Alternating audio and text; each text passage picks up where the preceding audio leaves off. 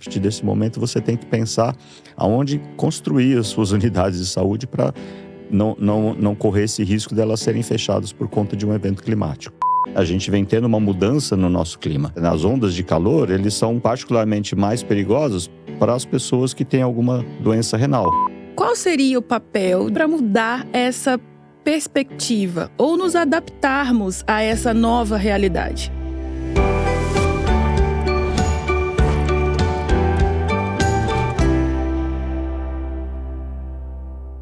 Olá, pessoal! Esse é o Hemodiálogos, o podcast de saúde da Nefrostar. Para seguir e acompanhar o nosso conteúdo, é só clicar aqui embaixo, nos links que estão na descrição do vídeo. Eu sou Jéssica, médica nefrologista, e hoje nós vamos falar sobre a estreita relação que existe entre as mudanças climáticas e a saúde, principalmente a saúde renal. Vamos utilizar como exemplo os recentes eventos que aconteceram no Rio Grande do Sul. E para nos ajudar nesse tema, nós vamos chamar o Dr. Nelson Gouveia. Oi, Jéssica, tudo bem? Eu sou Nelson Gouveia, sou médico, epidemiologista e venho trabalhando com a questão de saúde e ambiente há mais de 20 anos, né, desde a minha formação. E vim aqui hoje bater esse papo com você para falar sobre questões, né, os impactos dos problemas ambientais na nossa saúde. Esse tema já é muito relevante.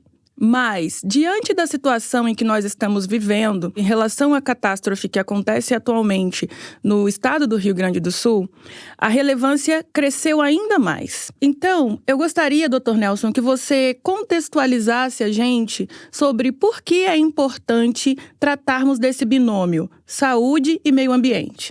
Então, a relação entre saúde e meio ambiente, na verdade, ela sempre existiu, né? Desde que o mundo é mundo, né, você tem, e na verdade se a gente pensar na história da medicina, a gente identifica, né, essa identificação, né, de impactos na saúde relacionada a questões ambientais. Claro que isso nunca foi tão discutido como vem sendo discutido agora, por conta desses desastres, né, dessas questões ambientais que estão cada vez mais frequentes, cada vez mais impactantes. Então isso está mais presente nas nossas vidas. E é importante a gente se dar conta disso, porque na verdade o que a gente pode fazer é tentar minimizar, né, tentar mitigar um pouco desses impactos que estão acontecendo, né, como a gente tem visto agora recentemente lá no Rio Grande do Sul, e que vão continuar acontecendo, né? E esses impactos são os mais variados possíveis e a gente tem que começar a se precaver. E, Dr. Nelson, o senhor poderia contar pra gente sobre a sua experiência em relação a essa interação saúde e meio ambiente? Pois não, eu comecei a trabalhar com a questão entre saúde e ambiente desde o meu doutorado, né? Eu fiz meu doutorado na Universidade de Londres e lá eu tive essa possibilidade de começar a investigar o efeito da poluição do ar, que era um problema bastante importante, é ainda, né, um problema bastante importante aqui para a cidade de São Paulo, né, o impacto dessa poluição na saúde. Então, desde o meu doutorado eu venho trabalhando, né, com a questão da poluição do ar. Claro que quando a gente fala de ambiente não é só poluição do ar, né, você tem poluição da água, do solo, né, você tem várias questões, então também investir um pouquinho em tentar identificar, né, impactos, né, de outras questões ambientais na saúde. Mas, mais recentemente, eu venho focando muito na questão da mudança climática, por conta de ser, na verdade, o grande problema ambiental que a gente está vivendo no momento.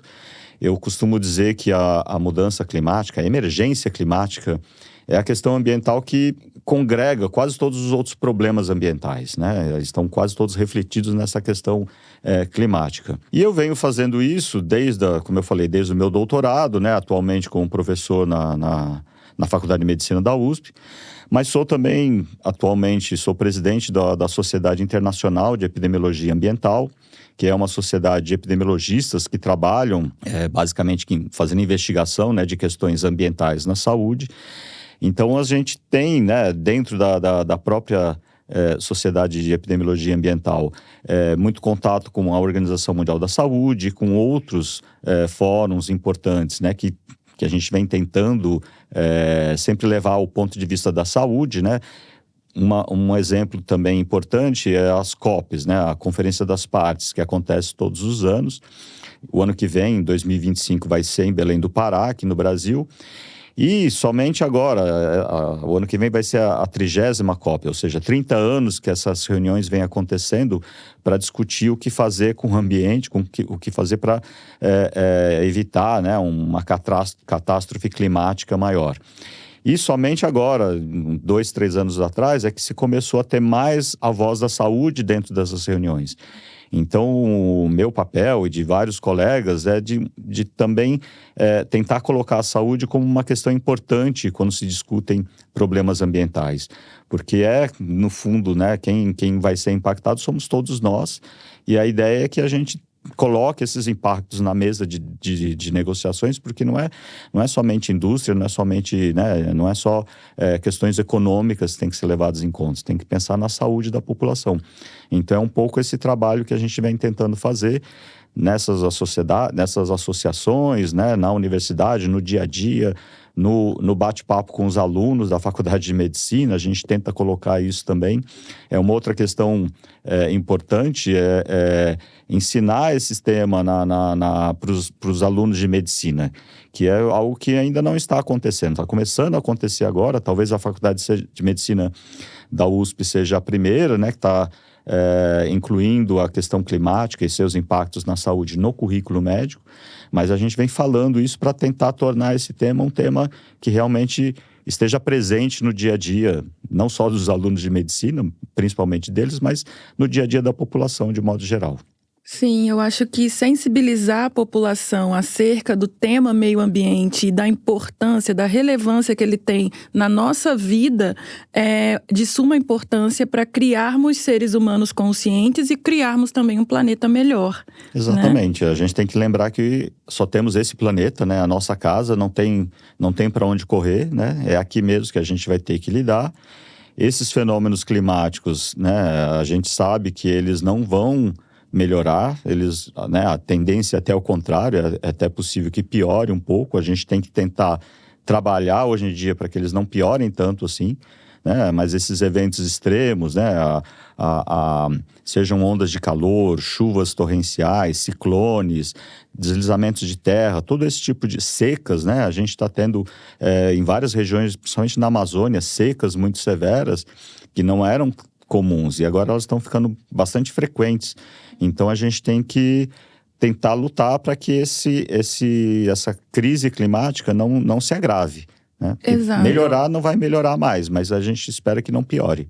A gente tem as informações que o último relatório da ONU fala que 2024 vai ser o ano mais quente de toda a história. Então, talvez a gente não consiga melhorar, mas pelo menos diminuir a velocidade com que isso progride, já seja algo que mude a perspectiva das populações, principalmente as populações que dependem de recursos naturais, populações ribeirinhas, populações caiçaras, que dependem de recursos naturais e que dependem, por exemplo, do nível da água, para manter suas atividades econômicas e, obviamente, manter suas atividades de saúde, né? Exatamente. Na verdade, esse ponto é bastante importante, porque essa é uma outra questão que vem sendo bastante discutida, a tal da justiça ambiental ou da justiça climática.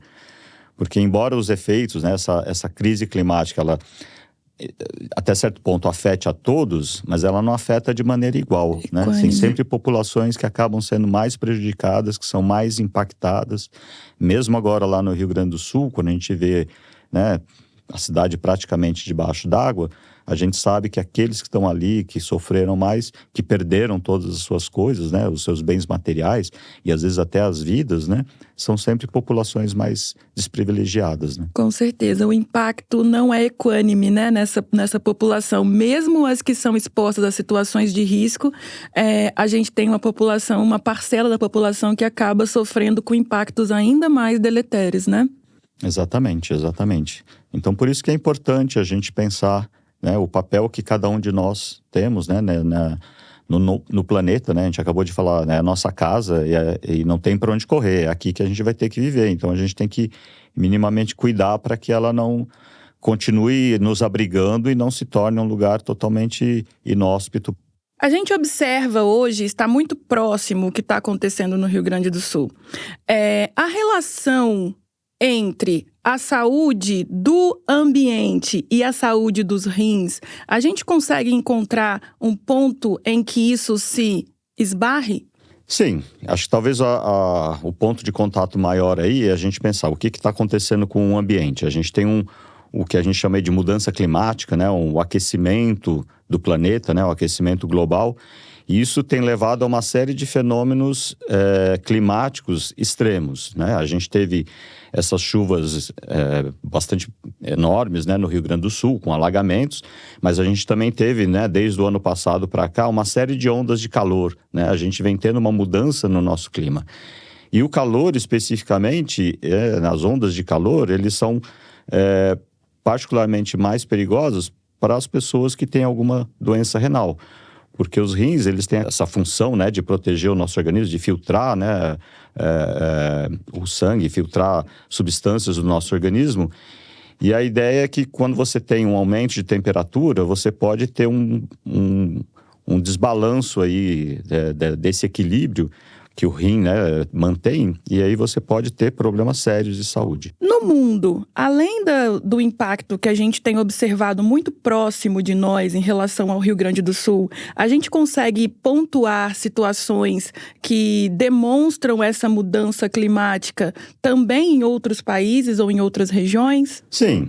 Na verdade, o que vem acontecendo, né, esse impacto, né, essa mudança no clima, ela vem acontecendo no mundo inteiro, em alguns países com algum tipo de fenômeno, né, algum evento climático extremo, em outros países outro tipo de evento.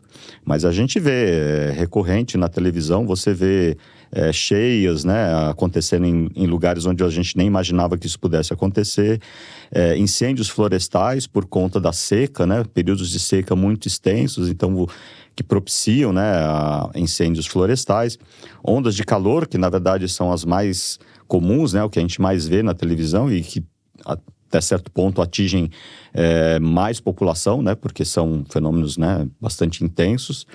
Então isso vem acontecendo em todo o planeta, de modo geral, quase em todo o planeta. E todo mundo está sujeito, né, todo mundo tá correndo risco aí, né, de ser exposto a algum desses fenômenos, né? Sim. Analisando por essa ótica, qual seria o papel de nós, meros mortais, para mudar essa perspectiva ou nos adaptarmos a essa nova realidade? De modo geral, a gente tem duas ações grandes, que são mitigação e adaptação.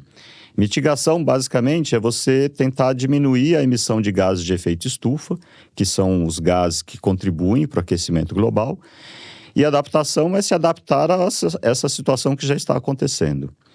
Do ponto de vista de mitigação, diminuir a emissão de gases de efeito estufa, claro que isso é uma ação que, claro, não é somente individual, mas a gente pode contribuir porque basicamente é queima de combustíveis fósseis, né? Petróleo, carvão, madeira, qualquer tipo de combustível fóssil, você vai estar emitindo gases de efeito estufa. Então, os nossos padrões de produção, de consumo, de modo geral, contribuem para a emissão desses gases. Então, se a gente individualmente minimiza, né, observa o que a gente está fazendo, os nossos padrões, né, de contribuição aí para essas emissões, a gente vai estar ajudando. Claro que mudar o padrão, deixar de queimar florestas, como, né, vem sendo tentado aqui no Brasil e em vários outros países, você mudar a matriz energética, né, deixar de queimar petróleo ou carvão, né, que é bastante usado ainda, principalmente fora do Brasil,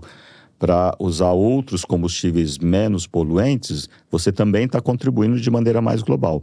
Mas individualmente a gente pode fazer isso também. E a outra medida, que é de adaptação, do ponto de vista individual, claro, a gente pode se adaptar, a gente pode tentar, né, encontrar maneiras de sobreviver a esse ambiente mais inóspito, né, mais hostil. Mas eu acho que aí, do ponto de vista de adaptação, as ações têm que ser mais conjunturais, né? De governos, né? Da sociedade como um todo, né? Ações individuais já são um pouco menos efetivas, eu diria.